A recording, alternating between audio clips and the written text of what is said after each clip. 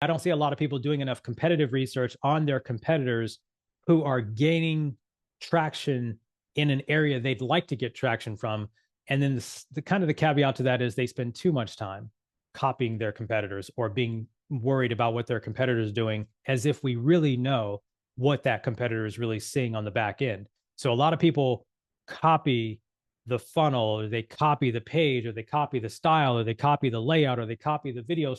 And that isn't always the best practice. You have to stay authentic to your brand. But here's another example of what you can do. Um, if you if ChatGPT knows the competitor, and I will tell you that you're gonna need to use a large name competitor, and this is where it gets a little tough. If you give it a small competitor, ChatGPT won't know who they are. If you give it too big of a name competitor that is very, very public, it's going to give you a strategy that's probably not something you would want to be able to do because you don't have the same budget. So just kind of keep in mind and play with that one a little bit as you play around with it. And then the third option or third example are content suggestions. This is one that we use all the time.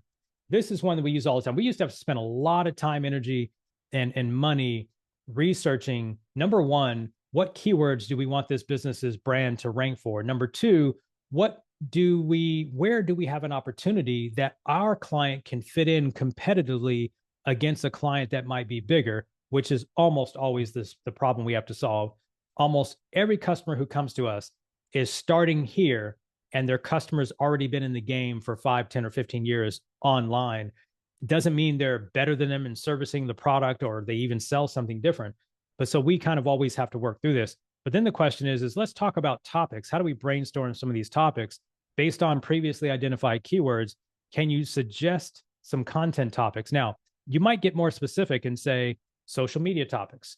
You might blog topics. You might put landing page topics. So you can play with that any way you see fit.